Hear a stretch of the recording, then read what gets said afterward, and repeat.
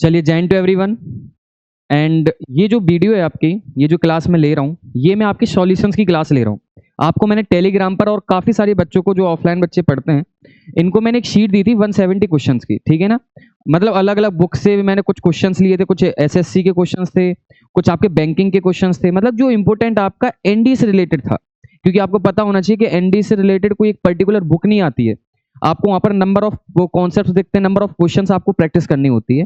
तो जो main important आपके क्वेश्चंस थे, तो मैंने वहां पर सिलेक्ट किए, और कुछ मैंने अपने भी क्वेश्चंस डाले जो एनडी के पीवाईक्यू थे, ठीक है ना।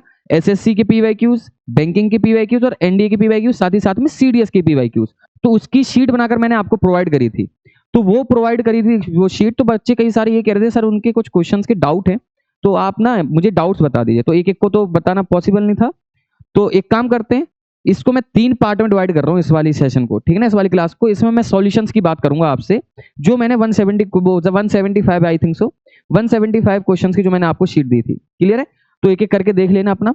जैसा भी तो पहला जो क्वेश्चन है आपका, my sister has red pages after pages of the Bible, ठीक है ना। इसका कॉन्सेप्ट भी साथ साथ लेके चलेंगे अपन।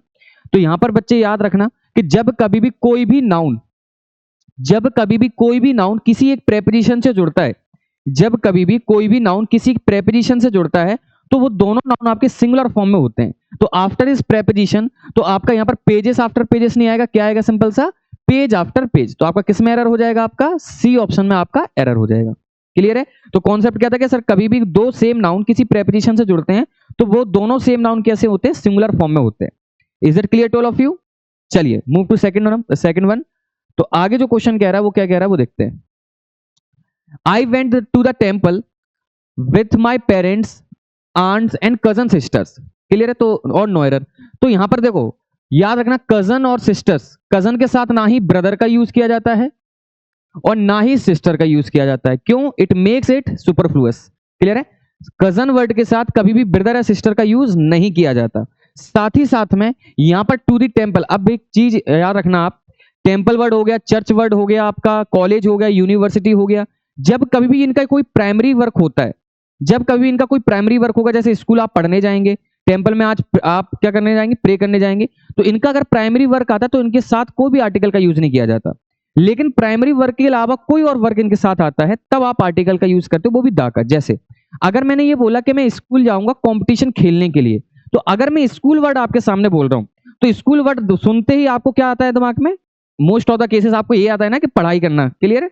तो वहां पर मैं क्या कह रहा हूं कि कंपटीशन के लिए, तब मैं क्या करूंगा? मैं स्कूल के आगे क्या लगाऊंगा? द आर्टिकल लगाऊंगा। मुझे एक बात बताइए, I went to the temple with my parents, aunt and cousin sisters. अब आप ये कहोगे सर इसमें जरूरी तो है ना कि वो प्रे करने जा रहा हो, मे भी कुछ करने जा रहा हूं, मतलब कुछ और काम करने जा रहा हूं, लेकिन आपको क्या करना है, क्या समझना है? इसको प्रे ही समझना है। तो याद रखना, यहाँ पर 2 एरर थे। एक तो आ जाएगा I went to temple only, और या साथ ही साथ में आपका क्या आ जाएगा? कजन सिस्टर्स आ जाएगा। क्लियर है? Next one, he takes pen over his work, no error. He takes pen over his work, no error. अच्छा, पेन का मतलब होता है दर्द, और पेन्स का मतलब होता है एफर्ट। जैसा अगर आप कोई काम कर रहे हो, तो आपको दर्द हो रहा है काम करते हुए, या फिर आप अपने एफर्ट्स डाल रहे हो। क्लियर है? तो ये आप क्या कर रहे हो? अपने एफर्ट्स डालो, इट मींस आपका क्या आ जाएगा? पेन्स आ जाएगा।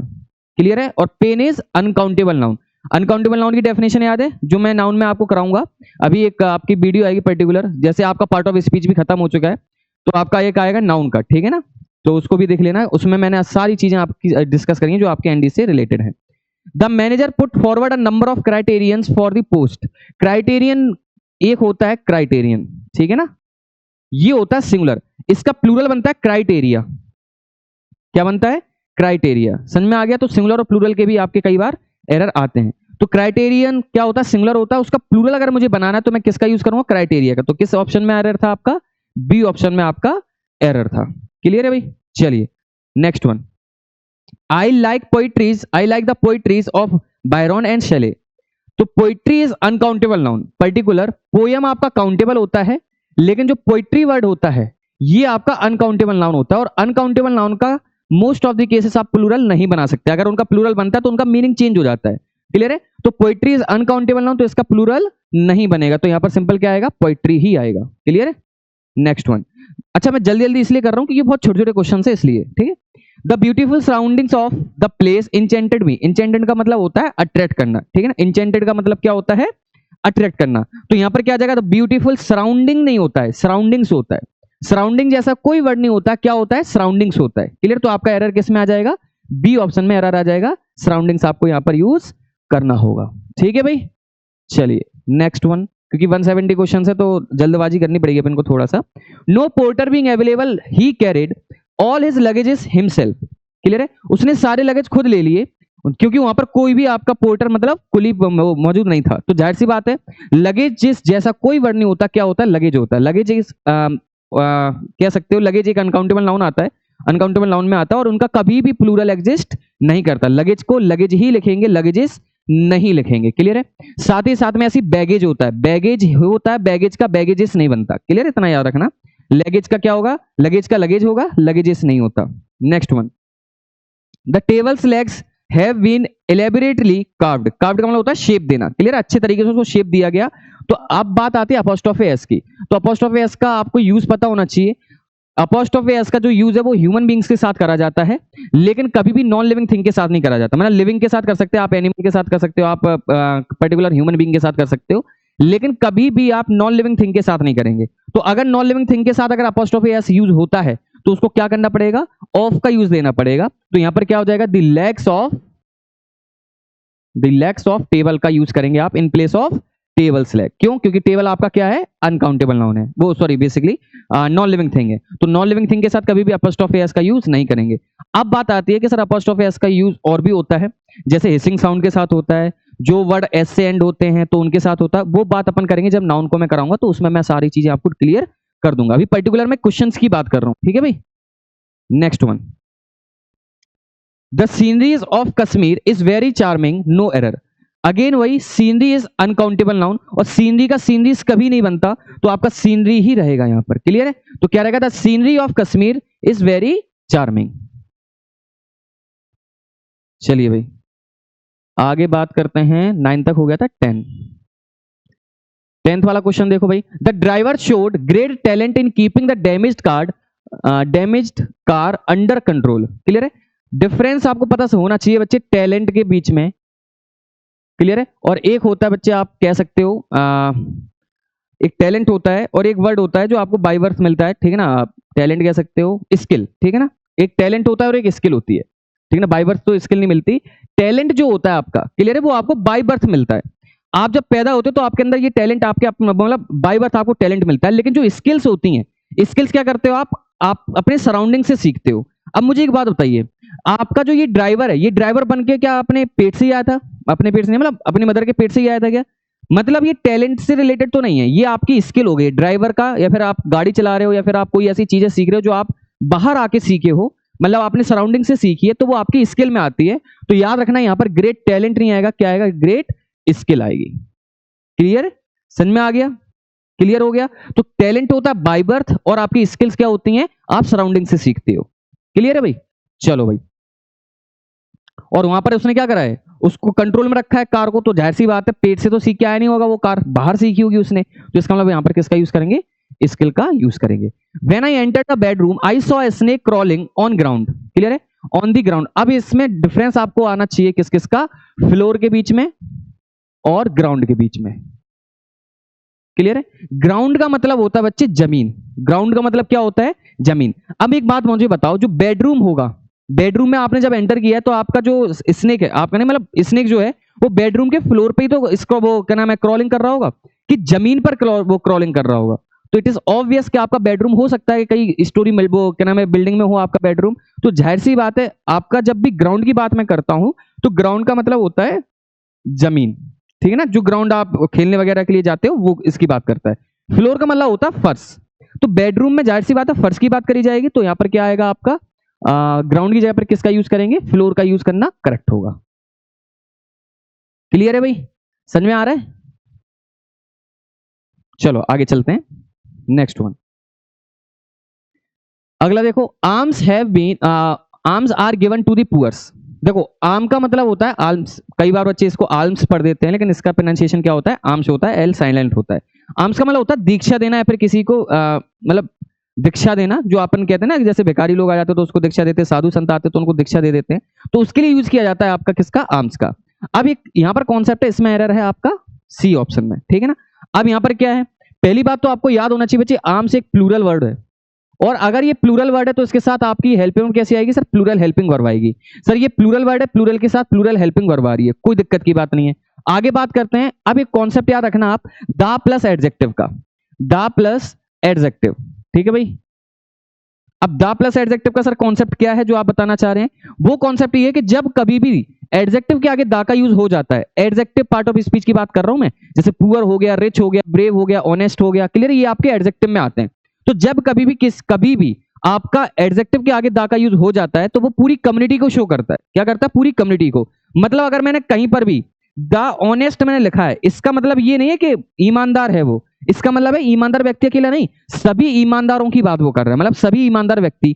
द रिच मैंने बोल दिया मतलब अमीर लोग, सभी अमीर लोगों की बात करेगा।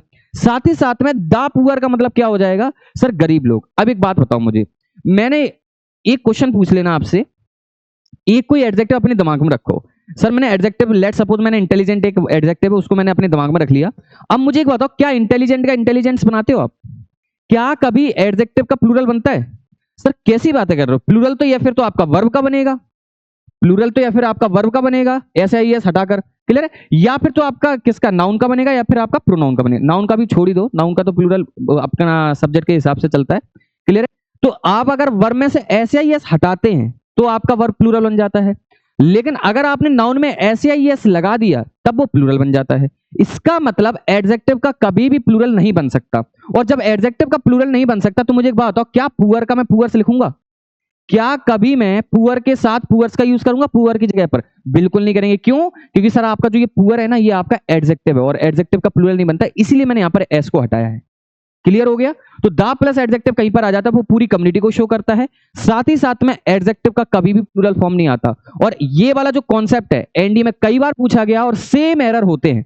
वो क्या करता है, एडजेक्टिव में ही एरर देता है, बच्चों को यहां एरर नहीं देगा, वो किस में एरर देगा, एडजेक्टिव में एरर देता है। क्लियर है? तो keep it in your mind. चलो आगे बात करते हैं। देखो क्वेश्चन 13th वाला, lasers are indispensable tools for the delicate eye surgery. Clear है? इंडिस्पेंसिबल का मतलब होता है कह सकते हो अनअवॉइडेबल, जिसको आप अवॉइड नहीं कर सकते, मतलब बहुत इंपॉर्टेंट हो, नेसेसरी हो, ठीक है ना। अच्छा, lasers are indispensable tools for the delicate eye surgery. मुझे एक बात बताओ, मैं पर्टिकुलर उसी ऑप्शन पे आता हूं, इसमें ऑप्शन है आपका सी ऑप्शन में। क्लियर है? क्यों है वो समझो। मुझे एक बात बताओ, सर्जरी का पार्ट ऑफ स्पीच क्या है? सर्जरी का पार्ट ऑफ स्पीच क्या है सर? सर्जरी के पार्ट ऑफ स्पीच है सर नाउन। अच्छा, अब नाउन है तो मैंने कंपाउंड नाउन में आपको एक चीज पढ़ाई थी कि अगर जब कभी दो नाउन एक साथ आते हैं तो पहला वाला जो नाउन होता है वो एडजेक्टिव का काम करता है। अच्छा, मुझे बताओ सर्जरी है, कैसी सर्जरी है सर? आई सर्जरी है, मतलब आंखों की सर्जरी है। तो सर्जरी एक नाउन हो गया, साथ ही साथ में आई भी एक नाउन हो गया। तो दो नाउन जब कभी भी एक साथ आते हैं तो उनको कंपाउंड नाउन के नाम से जानते हैं। किसके नाम से जानते हैं? कंपाउंड नाउन के साथ। और याद रखना, कंपाउंड नाउन जब कभी भी आता है तो आपका मोस्ट ऑफ द केसेस जो पहला वाला नाउन होता है ना, वो आपका एडजेक्टिव का काम करता है। जैसे मैंने आपसे बोला इसने सर्जरी करवाई है, क्या करवाई? इसने सर्जरी करवाई। अब आपने मेरे से ये बोला कि सर किसकी सर्जरी करवाई? तब मैंने बोला कि सर आंखों की वो सर्जरी करवाई है। इसका मतलब मैंने सर्जरी को क्या करा, क्वालिफाई किया, किसके साथ? आंखों के साथ। इसका मतलब यहां पर जो मेरा आईज आएगा वो मेरा किसका काम करेगा सर? ये एडजेक्टिव का काम करेगा। तो मुझे एक बात बताओ, जो पहला वाला, जो इससे पहले वाला जो क्वेश्चन था जिसमें मैंने आपको पता था एडजेक्टिव का कभी भी प्लूरल फॉर्म नहीं बनता, तो क्या मैं उस कॉन्सेप्ट को इसमें लगा सकता हूं? सर बिल्कुल लगा सकते हैं। इसका मतलब यहां पर किसका यूज करेंगे आप? आई सर्जरी का यूज करेंगे, ना कि आईज सर्जरी का यूज करेंगे। क्लियर है भाई? समझ में आ गया? जब कभी भी दो नाउन एक साथ आते हैं तो उनको कंपाउंड नाउन के नाम से जाना जाता है। कंपाउंड नाउन में पहला वाला जो नाउन होता है वो आपका किसका काम करता है? एडजेक्टिव का। जैसे एक और एग्जांपल दूं, बॉय स्टूडेंट, कितनी ही बार आपने क्वेश्चन देखा हो इसका। बॉय स्टूडेंट, मुझे एक बात बताओ, स्टूडेंट क्या है सर? आपका नाउन है, स्टूडेंट इज नाउन। अगर ये नाउन है मुझे बता दो फिर बॉय क्या है सर? ये भी नाउन है। अच्छा, कौन कौन सी नाउन है ये? बॉय भी आपका कॉमन नाउन है, स्टूडेंट भी आपका कॉमन नाउन है। क्लियर है? अब एक बात बताइए मुझे, ये आपका किसका वो कॉन्सेप्ट बन गया? कंपाउंड नाउन का। जब कभी भी दो नाउन एक साथ आते हैं, जब कभी भी दो नाउन एक साथ आते हैं तो उनको बोलते हैं कंपाउंड नाउन। अब आप मुझे एक बात बताओ, इसमें एडजेक्टिव का काम कौन करेगा सर? स्टूडेंट हैं, ठीक है भाई। स्टूडेंट कैसे स्टूडेंट हैं सर? बॉय स्टूडेंट हैं, गर्ल स्टूडेंट हैं। क्लियर है? इसका मतलब इस स्टूडेंट के बारे में एक्स्ट्रा इन्फॉर्मेशन कौन दे रहा है सर? ये बॉय दे रहा है। इट मींस आपका बॉय किसका काम करेगा? एडजेक्टिव का काम करेगा। अब अगर मुझे इसका प्लूरल बनाना होगा, आपके लिए होमवर्क का क्वेश्चन आपको कमेंट बॉक्स में बताना है। आपका सिंपल होमवर्क का क्वेश्चन ये है कि what is the plural form of boy student? आपको प्लूरल फॉर्म बताना है बॉय स्टूडेंट का। क्लियर है? चलिए बात करते हैं आगे। मैन सर्वेंट और वुमेन सर्वेंट की बात अलग है। क्लियर है? वो डिस्कस करेंगे जब उसका क्वेश्चन आएगा। नेक्स्ट वन क्वेश्चन देखते हैं भाई अगला, 14th वाला। If you have a way with words, a good sense of design and administration ability, you may enjoy working in high pressure world of advertising. Clear है? Question बड़ा है, question की definite वो मतलब कह सकते हो लैंग्वेज थोड़ी हार्ड है, क्योंकि ये बैंकिंग का क्वेश्चन है। ये किसका क्वेश्चन है? बैंक का क्वेश्चन है। अब एक बात बताओ, बैंक का क्वेश्चन है सर, क्या इनकी ग्रामर अलग होती है? अरे कुछ अलग नहीं होती भाई मेरे, कुछ चीज अलग नहीं होती है, बस लैंग्वेज अलग होती है। सर देखो कितनी हार्ड लैंग्वेज बताई है, तुम्हें लैंग्वेज से कुछ लेना देना है क्या? सर नहीं है, हमें तो कॉन्सेप्ट से लेना देना है। मुझे एक बात बताओ, एबिलिटी सब कुछ आपका पार्ट ऑफ स्पीच से रिलेटेड है। एबिलिटी का पार्ट ऑफ स्पीच क्या होता है? एबिलिटी का पार्ट ऑफ स्पीच क्या होता है? अब इसको मैं ना एक सेंटेंस से बताता हूं। He has ability to do this task. मैंने एक सेंटेंस आपके सामने लिखा, अब शायद आपको पार्ट ऑफ स्पीच पता चल जाएगी इसकी पार्ट ऑफ स्पीच क्या है, और मैंने आपको ना इसमें अंडरलाइन करके दे दिया। क्लियर है? अभी भी बच्चे बट जाएंगे इसमें कि सर हैज हैव के बाद ना वर्ब आती है, हैज हैव के बाद वर्ब आती है। तो एक बात याद रखना, टेंस के लिए थोड़ा सा वेट कर लीजिए आप, टेंस कॉन्सेप्ट के लिए, टेंस वाला जो चैप्टर है ना उसके लिए वेट कर लीजिए, क्योंकि आपका हैज कभी कभी तो वर्ब का काम करेगा, कभी कभी पोजीशन शो करता है। क्या शो करता है? अधिकार, पोजीशन शो करता है। ठीक है ना? उसने ये बोला कि he has ability to do something, उसके पास एबिलिटी है, उसके पास बुक है, उसके पास टेबल है, उसके पास खाना है। क्या आप एक बात बताओ मुझे, मैंने जितनी भी चीजें ये बोली हैं, खाना, टेबल, ये सब कुछ क्या होता है? सर ये आपका होता है नाउन। इट मींस कि ये आपका जो एबिलिटी होगा, एबिलिटी किसका काम करेगा? सर ये नाउन का काम करेगा। अब एक बात बता दो मुझे, ये नाउन है, ये भी नाउन है। एडमिनिस्ट्रेशन ION से एंड होने वाले वर्ड क्या होते हैं? नाउन होते हैं।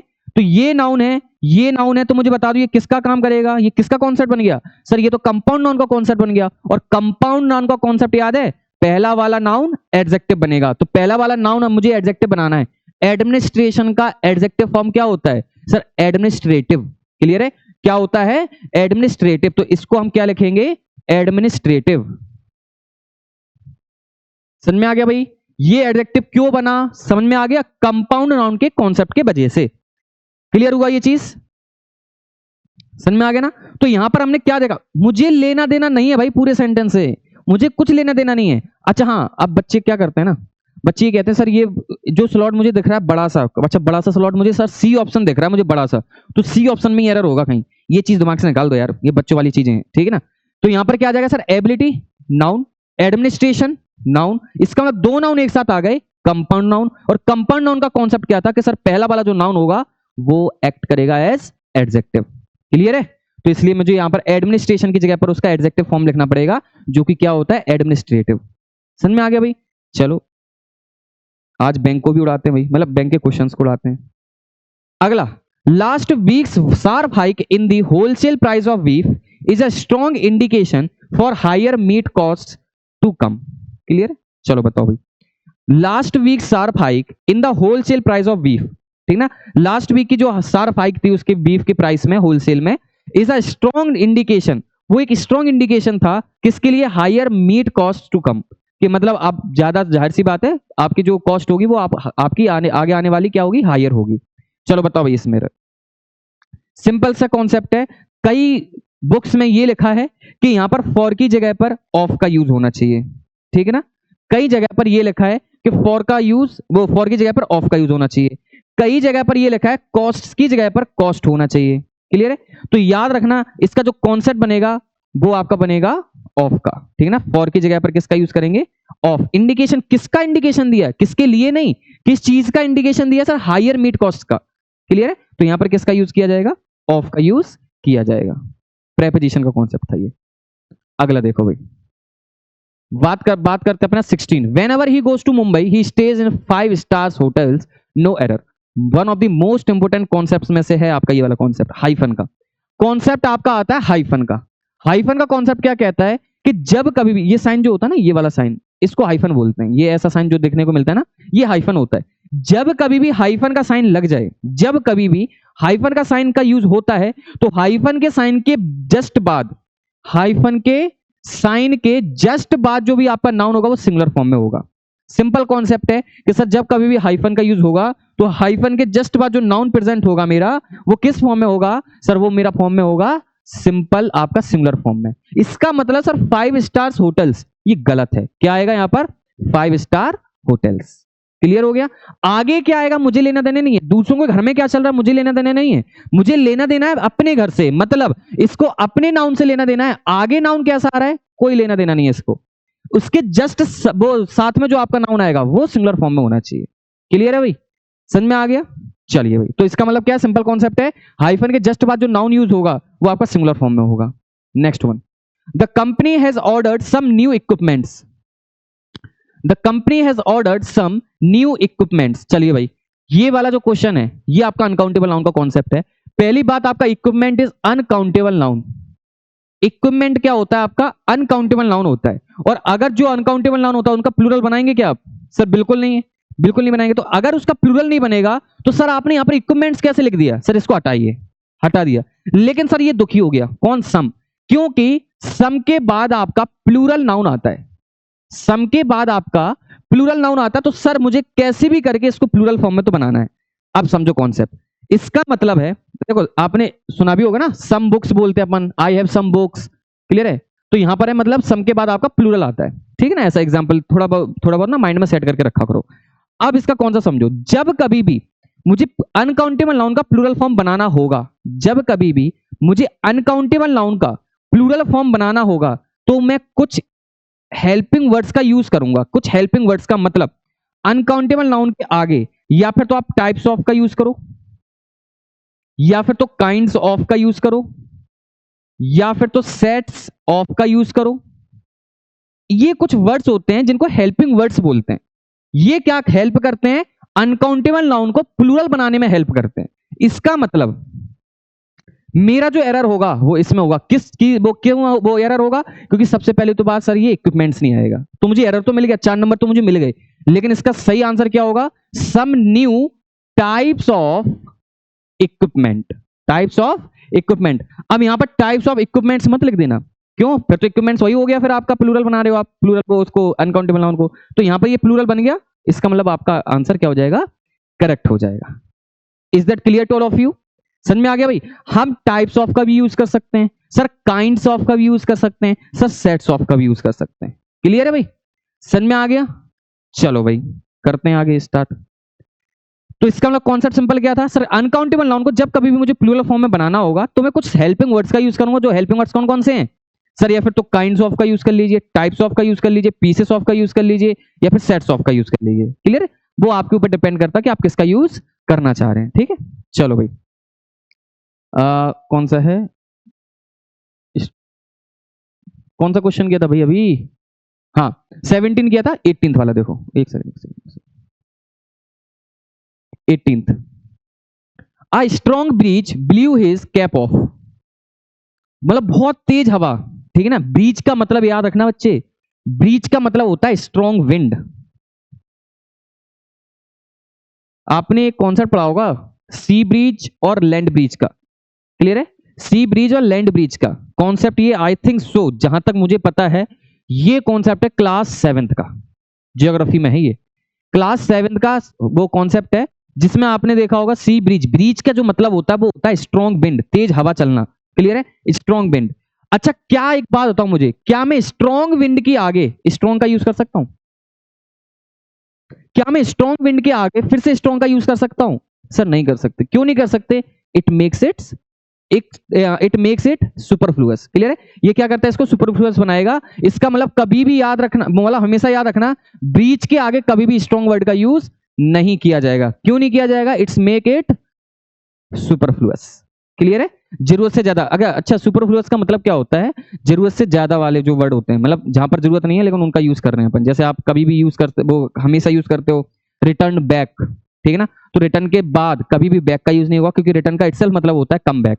ठीक है ना, समझ में आ गया। जैसे आप कई बार यूज करते हो, जैसे अगर मैं बात करूं एंटर के साथ इनटू का यूज कर लेते हैं। ऑल्दो इसके साथ क्या है ना, एक एक्सेप्शन है, ठीक है ना, उसकी बात अलग करेंगे अपन। वैसे एंटर के साथ इनटू का यूज नहीं होता, क्योंकि एंटर इटसेल्फ मतलब क्या होता है, कम इनटू। ठीक है ना, और ऐसे ही क्या होता है ब्रीज, ब्रीज का मतलब क्या होता है स्ट्रॉन्ग विंड, तो ब्रीज के आगे भी कभी भी स्ट्रॉन्ग का यूज नहीं किया जाएगा। ठीक है भाई, चलो। तो ये कॉन्सेप्ट आई थिंक सो समझ में आ रहे होंगे। One of her firmest belief among the Hindus is that karma affects their life and also the life after death. ठीक है ना, चलिए। One of her firmest, firm का मतलब होता है स्ट्रॉन्ग, ठीक है ना। Firmest belief among the Hindus, अब यहां पर दो कॉन्सेप्ट याद रखना। क्या कॉन्सेप्ट याद रखना, पर्टिकुलर में अभी पर्टिकुलर उसी टॉपिक की बात कर लेता हूं। वन के साथ अगर आपका ऑफ आ जाए या फिर ऑफ द आ जाए, वन के बाद अगर आपका ऑफ आ जाए या फिर ऑफ द आ जाए, तो याद रखना बच्चे जो भी नाउन या फिर प्रोनाउन आएगा वो प्लूरल होगा। क्लियर है, क्या आएगा, प्लूरल आएगा। अच्छा, साथ ही साथ में इसके साथ जो हेल्पिंग वर्ब आएगी ये जरूर प्लूरल होगा, लेकिन हेल्पिंग वर्ब हमेशा सिंगुलर होगी। क्लियर है। अच्छा, अब देखो यहां पर एक होता है सुपरलेटिव डिग्री का कॉन्सेप्ट। सुपरलेटिव डिग्री क्या होती है, अपने आप में बहुत ही सुपर होती है। आपने एडजेक्टिव में 3 डिग्री पढ़ी होंगी, पॉजिटिव डिग्री, कंपैरेटिव डिग्री और सुपरलेटिव डिग्री। तो सुपरलेटिव डिग्री क्या होती है, बहुत ही ऊपर वाली होती है, जैसे गुड, बेटर, बेस्ट। तो बेस्ट वाली जो डिग्री होगी वो आपकी सुपरलेटिव डिग्री में आती है। तो सुपरलेटिव डिग्री अपने आप में बहुत बेस्ट होती है, बहुत ऊपर होती है, तो इनको थोड़ा खतरा ज्यादा होता है। तो इसके लिए आपका काम करता है बॉडीगार्ड का। यहां पर एक बॉडीगार्ड आता है इनका, जो कि होता है द। सुपरलेटिव डिग्री के आगे आपका किसका यूज किया जाएगा, द का यूज किया जाता है। क्लियर है। लेकिन अगर आपका कोई पॉजिटिव एडजेक्टिव आ जाता है तो जरूरत नहीं है आपको द की, जरूरत नहीं है लगाने की। ठीक है, तो यहां पर क्या आ जाएगा आपका, वन ऑफ दी हर फर्मेस्ट वाला भी करेक्ट था, लेकिन आप वन ऑफ हर फर्मेस्ट भी यूज कर सकते हो। क्यों, क्योंकि आपका फर्मेस्ट क्या होता है, सुपरलेटिव डिग्री में आ जाएगा। ठीक है। अच्छा, अब मुझे बताओ बिलीफ क्या है। ये बिलीफ कौन सी पार्ट ऑफ स्पीच है, बिलीफ कौन सी पार्ट ऑफ स्पीच है। एक सेंटेंस के थ्रू देखें, देखते हैं सर, सेंटेंस दीजिए, मैं उस हिसाब से देखता हूं। मैंने ये बोला he is the best student, what I have read, what I have, सही लिखा है मैंने, ये बिल्कुल सही लिखा है। He is the best student in our class, पूरा सेंटेंस मुझे ये लिखना था। मुझे एक बात बताओ, सुपरलेटिव डिग्री के आगे क्या आ रहा है, ये नाउन आ रहा है। इट मींस फर्मेस्ट सुपरलेटिव डिग्री है, इसके बाद ये किसका काम करेगा, नाउन का काम करेगा। और अगर नाउन का काम करेगा तो मुझे बताओ ये तो सिंगुलर फॉर्म हो गया। मैंने क्या बोला था, अगर वन के बाद ऑफ या ऑफ द का यूज हो जाए, वन ही अकेला नहीं है, each every either neither one none, ये सबके सब वर्ड इसी में होते हैं। क्लियर है। इनके बाद अगर ऑफ या फिर ऑफ द का यूज हो जाता है तो प्लूरल नाउन आता है। तो यहां पर देखो वन के बाद ऑफ का यूज किया गया, तो इनमें से नाउन कौन है, सर ये नाउन है, तो इसका मतलब इसका प्लूरल फॉर्म आएगा बिलीव्स। तो आपका किस ऑप्शन में हो जाएगा, ए ऑप्शन में। क्लियर है। तो यहां पर क्या हो जाएगा, एक बार मैं वापस से बता देता हूं, यहां पर आपका आ जाएगा बिलीफ की जगह पर बिलीव्स। क्यों आ जाएगा, क्योंकि सर वन के बाद ऑफ का यूज हुआ है, उसके बाद क्या आएगा आपका, नाउन प्लूरल आएगा। क्लियर हो गया ये चीज। चलो भाई आगे बात करते हैं 20th की। He was advised to take 2 spoonsful of medicine times a day, मतलब एक दिन में आपको 2 स्पूनफुल ऑफ मेडिसिन की खाने की आवश्यकता है, ये एडवाइस की वो किया गया। तो इसके साथ बच्चा कई बार कंफ्यूज रहता है, कई बार कंफ्यूज रहता है। स्पूनफुल अगर एक वर्ड है, वैसे एक वर्ड है वैसे तो स्पूनफुल, स्पूनफुल का मतलब होता है चम्मच भर के। क्लियर है। इसका अगर मुझे प्लूरल बनाना होगा, इसका अगर मुझे कभी भी प्लूरल बनाना होगा, वैसे तो अगर आप चेक करेंगे तो दोनों ही प्लूरल सही हैं, स्पूनफुल भी करेक्ट है और स्पूनफुल्स भी करेक्ट है। क्लियर है। स्पूनफुल भी करेक्ट है और स्पूनफुल्स भी करेक्ट है। तो याद रखना आपको किसका, कि आपका हमेशा इसका प्लूरल क्या बनेगा, स्पूनफुल बनेगा। पर्टिकुलरली एनडीए की कैटेगरी की मैं बात कर रहा हूं, इसका प्लूरल क्या बनेगा, स्पूनफुल बनेगा। क्लियर है। अगर मैंने आपसे कप फुल की बात करी और अगर मुझे इसका प्लूरल बनाना होगा, क्या बन जाएगा सर, कप्स फुल। अगर मैंने आपसे हैंडफुल की बात करी, हाथ भर के, अगर मुझे इसका प्लूरल बनाना होगा then you will go with handsful. Although इसके प्लूरल दोनों भी सेम है, मतलब हैंडफुल्स भी है, लेकिन आपको किसका यूज करना है, हैंड्सफुल का। ठीक है ना। चलिए, तो इसमें आपका एरर क्या बन जाएगा, देखते हैं भाई। 2 स्पूनफुल करेक्ट है, of medicine times a day आपका क्या हो जाएगा, इसमें नो एरर। तो पहला ऐसा सेंटेंस मिला जो आपका नो एरर का है। क्लियर है भाई। चलो अब बात करते हैं आगे। It is a big blunder but we had to ignore it. ये आपका बहुत बड़ा मिस्टेक है, बिग ब्लंडर। ब्लंडर का मतलब क्या होता है, बिग मिस्टेक।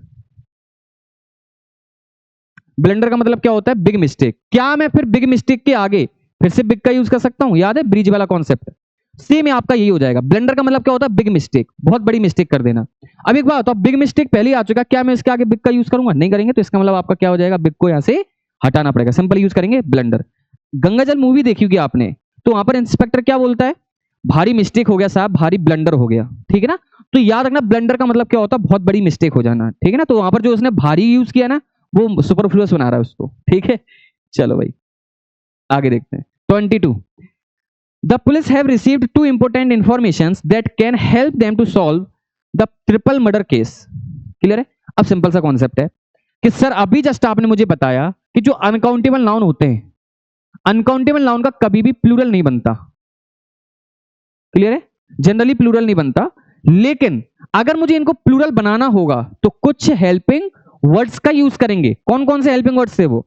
सर या फिर तो टाइप्स ऑफ का यूज करिए, काइंड्स ऑफ का यूज करिए, पीसेस ऑफ का यूज करिए, सेट्स ऑफ का यूज करिए, लोब्स ऑफ का यूज कर सकते हैं अपन, ठीक है ना।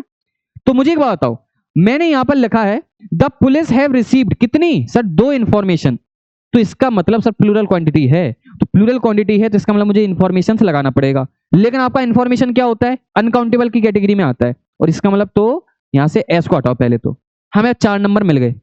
हम तो बड़े खुश हैं कि हमें 4 नंबर मिल गए, लेकिन इसका करेक्ट आपका क्या आएगा? यहां पर आ जाएगा टू इंपोर्टेंट काइंड्स ऑफ लिख लीजिए, नहीं तो पीसेस ऑफ लिख लीजिए। क्लियर है? टू टाइप्स, वो two important pieces of information. Clear हो गया? समझ में आ गया? चलिए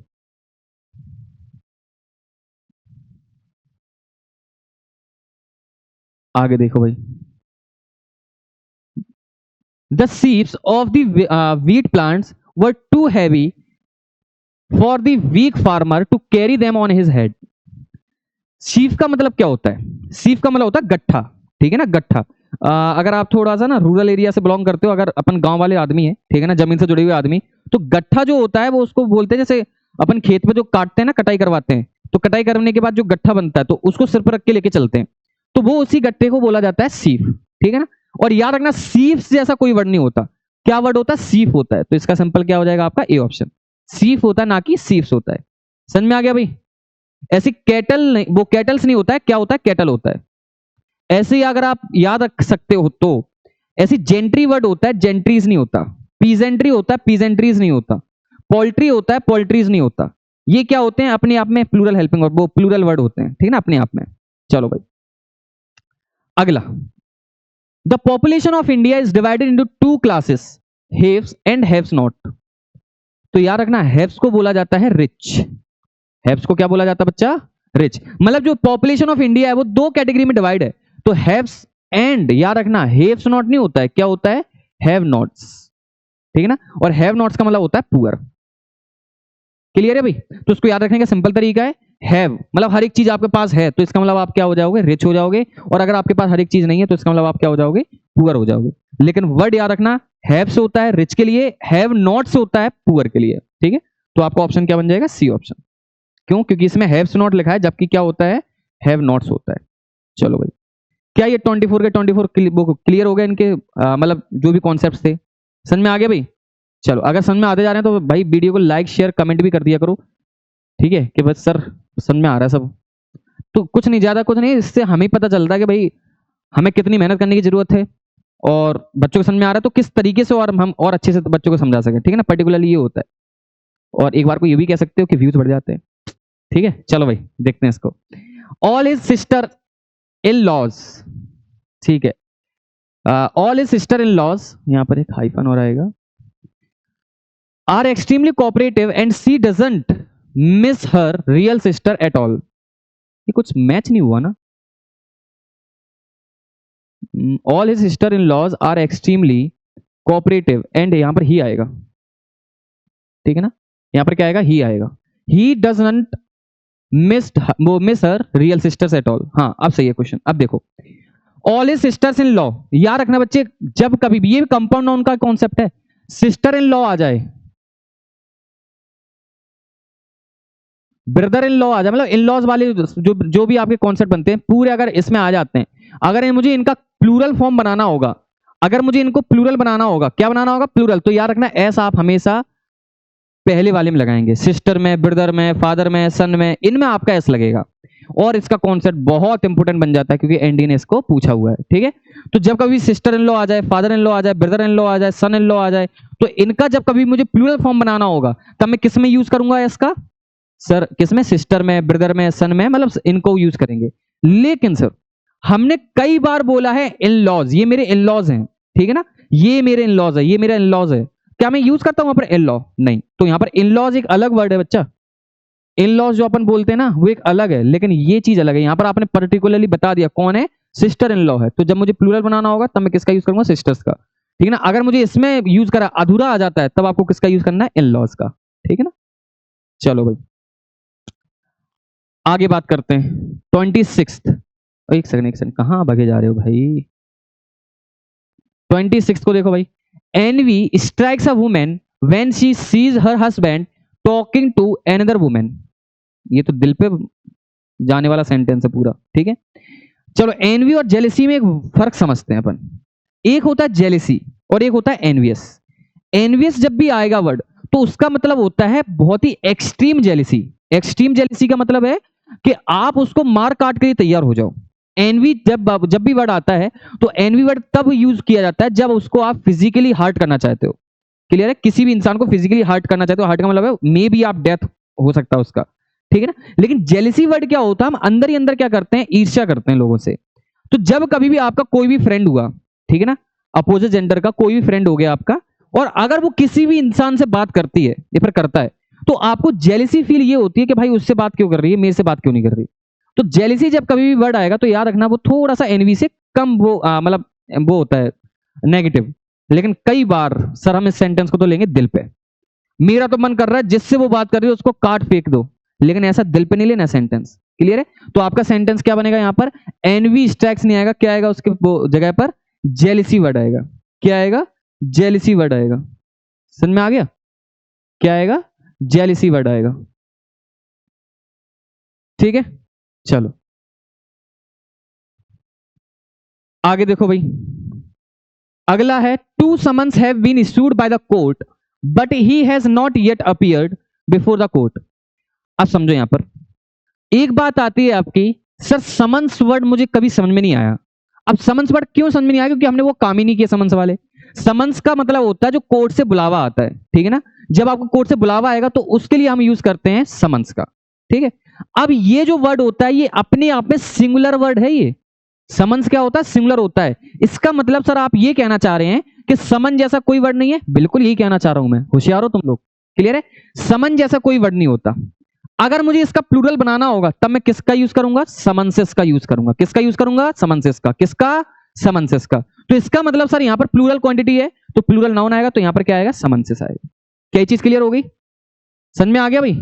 ज्यादा कोई हार्ड कॉन्सेप्ट्स नहीं है। मैं जितनी भी कोशिश करता हूं ना, मतलब मेरी कोशिश ये रहेगी कि आपको मैं प्रैक्टिस से ही बता दूं सारे कॉन्सेप्ट्स, आपको कहीं करने की जरूरत नहीं पड़ेगी। लेकिन ऑल दो आपको करना तो पड़ेगा क्योंकि कई बार क्या होता है प्रैक्टिस में वो सारे क्वेश्चन नहीं मिल पाते जो आपको कॉन्सेप्ट में मिल जाएंगे, ठीक है भाई। चलो बात करते हैं नेक्स्ट क्वेश्चन की। The Sharmas have been living here for about a decade. अब एक और क्वेश्चन आपके लिए, डिकेड कितना होता है वो आपको कमेंट बॉक्स में बताना है, ठीक है ना। डिकेड का मतलब कितना होता है वो आपको कमेंट बॉक्स में बताना है। अब यहां पर समझो concept, the Sharmas have been living here for about a decade. The Sharmas हो गया, द यादव्स हो गया, मतलब कोई भी आपकी मतलब कास्ट का नेम आ जाए और वहां पर अगर आपको ऐसे लिख के आ जाए द शर्माज, इसका मतलब है शर्मा की फैमिली पूरी, ठीक है ना। तो याद रखना जब कभी सरनेम के साथ बोलते हैं तो इसको ऐसे मत बोल लेना शर्माज, ये गलत हो जाएगा। प्लूरल अगर आपने बना दिया तो गलत हो जाएगा। क्लियर है? आपको क्या लगना है? अच्छा इसका मतलब क्या निकलेगा? शर्मा की जो फैमिलीज है, शर्मा की जो फैमिली है वो यहां से एक डिकेड हो गया उसको रहते रहते, तो शर्मा की जो फैमिली है की मतलब आपका अपोस्ट्रोफी एस, तो आपका क्या यूज होता है? अपोस्ट्रोफी एस का यूज किया जाता है। क्लियर है? तो याद रखना यहां पर क्या आ जाएगा आपका? No error. दूसरा ऐसा क्वेश्चन जिसमें नो एरर है, ठीक है भाई। चलो next question, you are among those man who earn name and fame not by chance but by hard work. Clear है? आप उनमें से एक व्यक्ति हो, मतलब दोज के बाद क्या आता है? दोज बुक्स होता है, दीज बुक्स होता है कि दोज बुक्स होता है कि दीज बुक होता है? कंफ्यूज हो गए। मैं यहां पर लिखता हूं दोज पेन लिखूंगा या फिर मैं दोज पेन्स लिखूंगा। सिंपल सा कॉन्सेप्ट है भाई। सर क्या बात कर रहे हो आप? दोज पेन्स होता है, दोज के बाद तो प्लूरल नाउन आता है ना, हमने बचपन में तो यही सीखा है, और बचपन में जो सीखा वही आपको यहां पर लगाना है। मैन इज सिंगुलर और इसका प्लूरल क्या बनेगा, MEN। क्लियर है? तो दोज के बाद क्या बन जाएगा आपका, मैन, MEN। चलो, children are playing and make मिस्चीव्स एज देयर हॉलीडेज,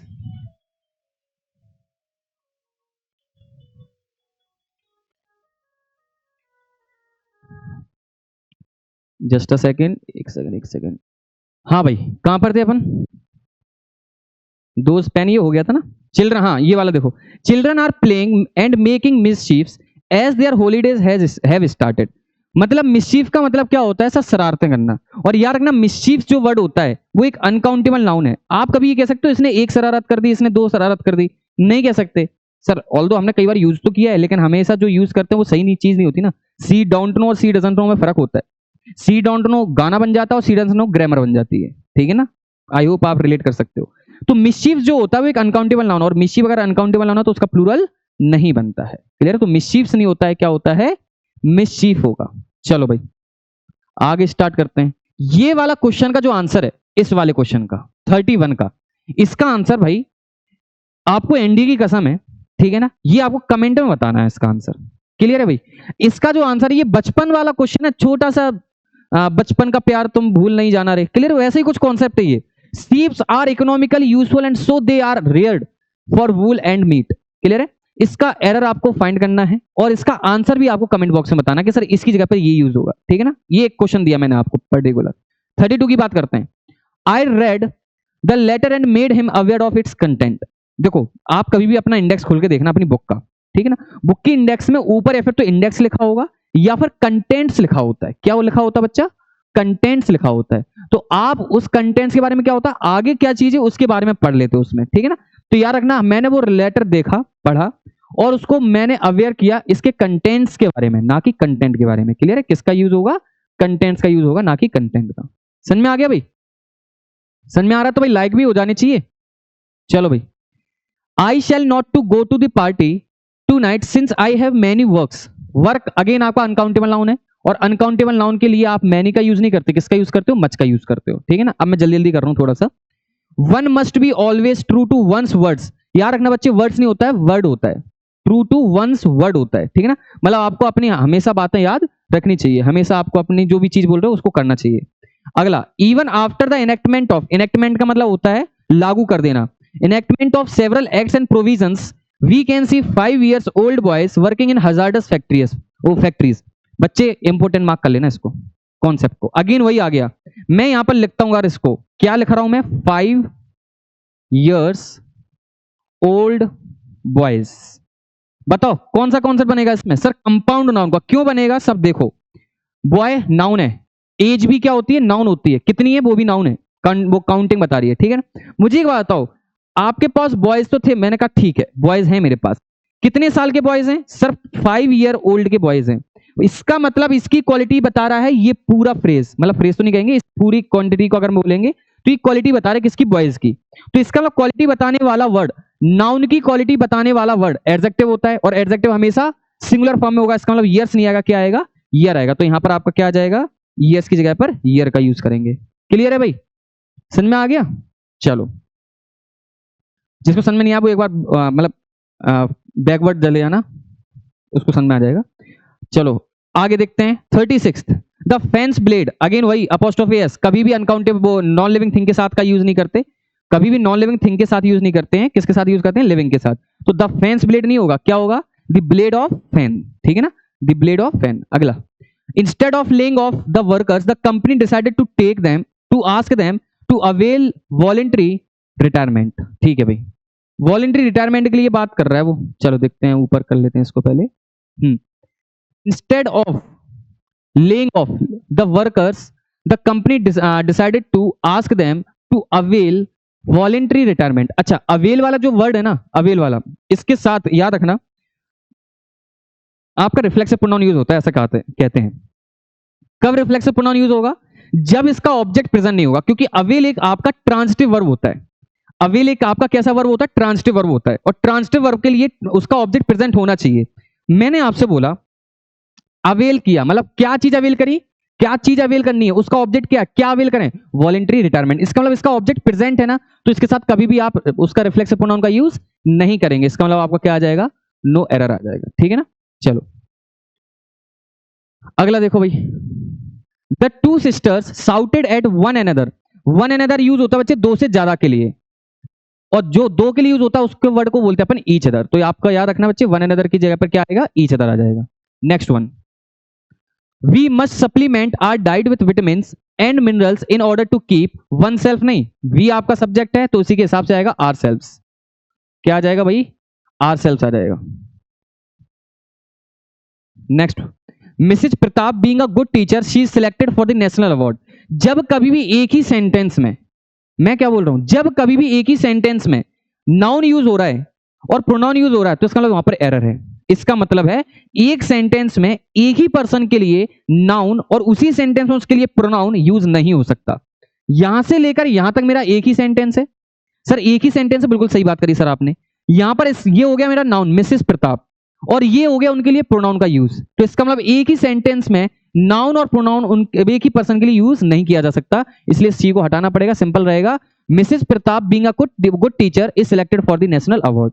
क्लियर है, क्या आ जाएगा simple, Mrs Pratap being a good teacher is selected for the national award. एक ही सेंटेंस में एक ही पर्सन के लिए नाउन और प्रोनाउन एक साथ यूज नहीं किए जा सकते। ठीक है ना, the poor man poison him, गलत, पॉइजन हिमसेल्फ, अपने आप को उसने क्या कर दिया, पॉइजन कर लिया। Next, it was in 2006 that we first flew to the United States. Clear है, मतलब ये 2006 में पहली बार था कि जब हम लोग वहां पर गए थे। वैन, दैट की जगह पर क्या आ जाएगा, वैन, जब हम वहां गए थे, ये पर हवा मतलब उड़े थे। I was driving under the bridge as a football hit my window, no error. As का मतलब होता है बच्चे एज सिंस बिकॉज, क्योंकि का सेंस देता है एज, एज किसका सेंस देता है, क्योंकि का। अब मुझे बताओ क्या कोई सेंस बना इसका, आई was driving under the bridge, मैं ब्रिज के नीचे क्या कर रहा था, ड्राइव कर रहा था, क्योंकि एक फुटबॉल ने मेरे विंडो को हिट किया था। ऐसा तो कुछ होगा नहीं। मैं क्या बोलूंगा कि सर मैं क्या कर रहा था, फुटबॉल ने जब हिट किया था तब मैं क्या कर रहा था, वो ब्रिज के नीचे ड्राइव कर रहा था। तो यहां पर भी क्या आ जाएगा आपका, व्हेन। ठीक है, next, many a student have passed the NDA examination. Many a student लिखाओ या फिर मैनी स्टूडेंट लिखाओ, सेम बात होती है। मैनी आई स्टूडेंट लिखा है या फिर मैनी स्टूडेंट्स लिखा है, दोनों सेम होते हैं। जिसके बाद आपका प्लूरल हेल्पिंग वर्ब आता है, मैनी स्टूडेंट्स के बाद आपका प्लूरल हेल्पिंग वर्ब आता है। लेकिन मैनी आई स्टूडेंट अगर लिखा है, मीनिंग वही देगा कि बहुत सारे स्टूडेंट्स, लेकिन आपका हेल्पिंग वर्ब कैसा होता है, सिंगुलर होता है। तो मैनी आ स्टूडेंट के बाद आपको क्या आएगा, हेल्पिंग वर्ब सिंगुलर। तो यहां पर कॉन्सेप्ट लिख लेना, मे बी शायद मैंने पहले कोई और कॉन्सेप्ट बता दिया था, लेकिन इसको आप थोड़ा सा करेक्ट कर लेना। मैनी के बाद सीधा प्लूरल काउंटेबल नाउन आएगा और प्लूरल हेल्पिंग वर्ब आएगी। लेकिन अगर मैनी आ यूज हुआ है, मैनी आ, तो उसके बाद प्लूरल की जगह पर सिंगुलर काउंटेबल नाउन आएगा और सिंगुलर ही हेल्पिंग वर्ब आएगी। तो ये कॉन्सेप्ट याद रख लेना अपना। ठीक है भाई, बढ़िया से लिख लेना इसको। ठीक है, तो मैनी अगर यूज हो रहा है तो प्लूरल काउंटेबल नाउन और प्लूरल हेल्पिंग वर्ब भी, लेकिन मैनी आई अगर यूज हो रहा है तो सिंगुलर काउंटेबल नाउन और सिंगुलर हेल्पिंग वर्ब। ठीक है भाई, चलो देखते हैं आगे। 45, it was me who has responsible for making all the arrangements for the successful completion of his studies। it was me की जगह पर क्या आ जाएगा, I। कॉन्सेप्ट है कि जब कभी भी आपकी बी की फॉर्म, बी में कौन आता है, एज आता है, एम आता है, आर आता है, was, were, been, being, being. Clear है, ये सब आपके किस में आते हैं, बी की फॉर्म में आते हैं। जब कभी भी बी की फॉर्म एक मेन वर्ब का काम करती है, जब कभी भी एक बी की फॉर्म कभी भी अगर मेन वर्ब का काम करती है, किसका काम करती है सर, मेन वर्ब का अगर काम करेगी, तो उसके बाद याद रखना हमेशा मेन वर्ब का, अरे क्या लिखा जा रहा है, मेन वर्ब का अगर काम करती है तो उसके बाद हमेशा आपका ऑब्जेक्टिव केस की जगह पर क्या आता है, सब्जेक्टिव केस का यूज करते हैं। तो इट वॉज, यहां पर देखो, यहां पर आपका क्या रिलेटिव प्रोनाउन है, अलग सेंटेंस स्टार्ट है, यहां तक आपका अलग सेंटेंस है। तो वहां पर आपका अलग सेंटेंस, तो मुझे बताओ ये इट क्या है, सब्जेक्ट है, ये क्या है, वर्ब है, और ये आपका ऑब्जेक्ट आना चाहिए इसके हिसाब से। क्लियर है, लेकिन याद रखना किसी भी सेंटेंस में अगर मेन वर्ब नहीं है तो वो आपका सेंटेंस गलत होता है। और आपको मैंने पहले भी बता रखा है, अगर एक सेंटेंस के अंदर दो वर्ब हैं तो पहली वाली वर्ब आपकी हेल्पिंग वर्ब होगी, दूसरी वाली आपकी मेन वर्ब होगी। लेकिन अगर एक सेंटेंस में एक ही वर्ब है तो वो अकेली वर्ब किसका काम करेगी, मेन वर्ब का। तो इसका मतलब मेरा वॉज किसका काम करेगा यहाँ पर, मेन वर्ब का। तो यही हो गया सर, कभी भी अगर बी की फॉर्म मेन वर्ब का काम करती है तो उसके बाद आपको इसका यूज करते हो, सब्जेक्टिव केस का यूज करते हो। तो इसका आपका क्या आ जाएगा, मी की जगह पर आई। ठीक है, चलो भाई। I wonder why are you tinkering with the wire? You might get a shock, ठीक है ना। अब देखो WH फैमिली जो होती है रिलेटिव प्रोनाउन में मैं आपको पढ़ाऊंगा, जो WH फैमिली होती है वो दो का काम करती है, एक तो प्रोनाउन का काम करती है, साथ ही साथ में आपका कंजक्शन का काम करती है। किसका काम करती है? प्रोनाउन का भी काम करती है, कंजक्शन का भी काम करती है, और कभी कभी ये क्वेश्चन भी पुट करती है।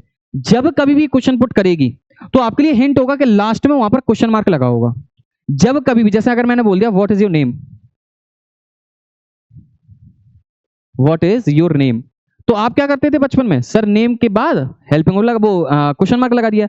हमें यहां से ये पता चल जाता था कि जो WH फैमिली होती है वो क्वेश्चन पुट करती है। लेकिन अगर मैंने ये लिख दिया व्हाट योर नेम इज, तब आपको यहां पर फुल स्टॉप लगाना है। क्यों? क्योंकि यहां पर जो स्ट्रक्चर बनता है WH फैमिली के बाद अगर हेल्पिंग वर्ब आ जाती है तब आपको क्वेश्चन पुट करता है वो, लेकिन WH फैमिली के बाद अगर वो हेल्पिंग वर्ब नहीं आती है तब वो क्वेश्चन पुट नहीं करता है।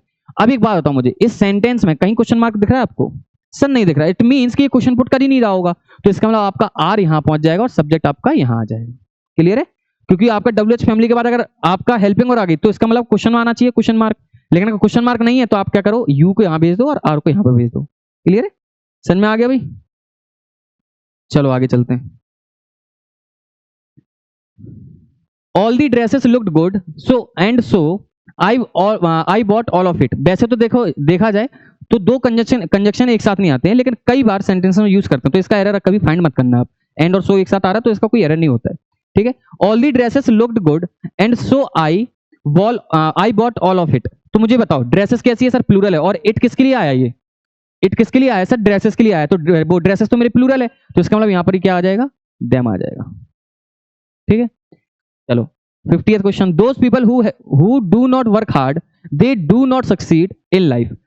क्लियर है? तो यहां पर आपका क्या होगा? Those people who do not work hard they do not succeed in life, ठीक है। Those people who do not work hard, ठीक है, और डू नॉट सक्सीड। तो यहां पर मेनली आपका क्या है? स्ट्रक्चर का ही एरर है। यहां पर भी दे का यूज नहीं होगा, कॉमा का यूज हो जाएगा। सिंपल देखो, those people who do not work hard do not succeed in life. Clear है?